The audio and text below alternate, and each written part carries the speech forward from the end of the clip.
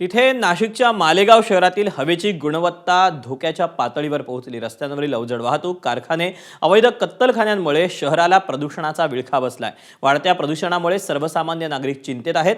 मालेगाव महापालिका मात्र प्रदूषणाच्या प्रश्नाकडे दुर्लक्ष करत असल्याचा आरोप स्थानिकांनी केलाय। पाहूया।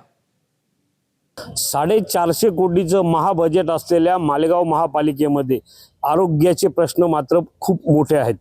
धूळ असेल, प्रदूषण असेल, आ वासून हे प्रश्न मालेगाव महापालिकेपुढे उभे आहेत।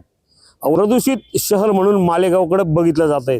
आपल्या सोबत बोलण्यासाठी मालेगावातील काही सुजाण नागरिक आहेत, आपण त्यांच्याशी या संदर्भात जाणून घेऊ। मला सांगा, मालेगावचं प्रदूषण जे वाढले, राज्यात प्रथम मालेगाव शहर गणले जाते, काय सांगा? मोठ्या दुर्दैवानं असं दिसतंय की आज चंद्रपूरच्याही पुढे जाऊन मालेगावातलं प्रदूषण सुरू झालेलं आहे। आणि मालेगावातलं हे जे प्रदूषण आहे हे सर्व प्रकारचं आहे, म्हणजे हवा, पाणी आणि इतर गोष्टीतलं देखील प्रदूषण मालेगावात सर्वाधिक आहे। मालेगावात धुळीचं प्रचंड मोठ्या प्रमाणात प्रादुर्भाव झालेला आहे। मालेगावमध्ये धुराने ज्या काही इंडस्ट्रीज मालेगावात चालत आहेत, म्हणजे सायझिंग असतील किंवा प्लास्टिकचे कारखाने असतील, यांच्या माध्यमातून मोठ्या प्रमाणात मालेगावात वायू प्रदूषण होत आहे। त्याचप्रमाणे मालेगावातल्या नद्या ज्या आहेत त्या नद्यांमध्ये कत्तलखान्यातून आणि सायझिंगमधून अवैध पद्धतीने सोडण्यात आलेलं पाणी त्याच्यात जात आहे आणि यामुळे मालेगावचं संपूर्ण वातावरण आज मोठ्या प्रमाणात खराब झालेलं आहे। आरोग्याचा तर प्रश्न फार मोठाच आहे आणि मालेगावचा जर इतिहास पाहिला तर मालेगाव हे एक फार मोठं एक असं इंडस्ट्रीयल असं बेल्ट म्हणू, आणि मालेगावला इंडस्ट्रीचा फार मोठा असा हा एक इतिहास आहे। आणि जेव्हा आपण एकंदरीत मालेगाव शहराचा अभ्यास करतो आणि जेव्हा बाहेरचे लोक मालेगावात येतात, तेव्हा मालेगावचं जे ब्रँड आहे, ब्रँड मालेगाव, जे आम्ही विचार करतो की मालेगावचं कुठेतरी बाहेर असं एक ब्रँड डेव्हलप केलं तर बाहेरून, कारण मालेगाव शहरामध्ये लागून जे आहे, मालेगाव शहरापासून इंदोर असो, मुंबई असो, पुणे असो, ह्या सर्वांचं सेंटर म्हणून मालेगाव आहे। या शहराच्या आसपास फार चांगल्या अशा मुबलक जमिनी सुद्धा उपलब्ध आहे, इन्फ्रास्ट्रक्चर पूर्ण आहे।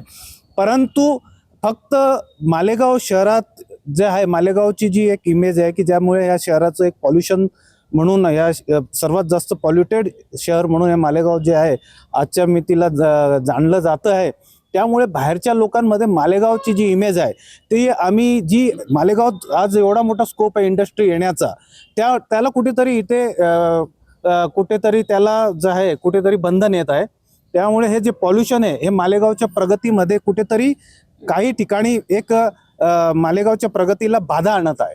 महानगरपालिकेने किंवा निवडून येणारे जे नगरसेवक आहे, जनतेने त्यांना स्वतःहून सांगितलं पाहिजे की तुम्ही जर प्रदूषणाच्या विरोधात उभे राहाल, तुम्ही जर आमच्या आरोग्याची किंवा आमच्या राहणीमानाची जर काळजी घेणार असाल तर आम्ही तुम्हाला मतदान करू, अशी भूमिका जर मतदारांनी घेतली तर हे होऊ शकतं। दुसरं, महानगरपालिकेमध्ये ज्याची सत्ता येईल, सत्ता आल्यानंतर त्यांनी सर्वात प्रथम जे आहे आरोग्यावरती लक्ष दिलं पाहिजे। मालेगाव शहरामध्ये आरोग्य इतकं बिघडलेलं आहे का मालेगाव शहराचा लहान मुलगा जो आहे, म्हणजे तो जन्माला येणारा बाळ जो आहे, त्याच्यापासून आरोग्याची सुरुवात होती, तो वयस्कर माणूस जो आहे तिथपर्यंत वयाची सुरुवात होती। तुम्ही जर मेळघाट आणि इतर ठिकाणचे कुपोषणाचे हे करत असाल तर तुम्हाला मालेगाव शहराचे कब्रस्तानचे रेकॉर्ड किंवा डेथचे जे रेकॉर्ड आहे ते पाहायला पाहिजे। मालेगाव शहरामध्ये हे सर्वात जास्त लहान मुलांचे मृत्यू झालेला तुम्हाला दिसून येईल।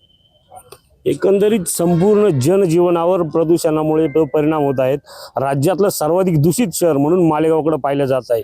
येणाऱ्या महापालिकेच्या निवडणुकीमध्ये हा मुद्दा अग्रभागी ठेवून येणारी निवडणूक जी आहे ती बाकीचे जे काही उमेदवार असेल किंवा काही राजनीतिक असेल त्यांनी लढवावी। याचबरोबर काही राजकीय, काही न्याय व्यवस्था व काही सुजाण नागरिक यांनी देखील या प्रदूषणाच्या प्रश्नावर समोर यावं आणि मालेगाव प्रदूषणमुक्त करावं, अशी मागणी येथील सुजाण नागरिक करत आहेत। संदीप जेजुरकर, एबीपी माझा, मालेगाव, नाशिक। एबीपी माझा, उघडा डोळे बघा नीट।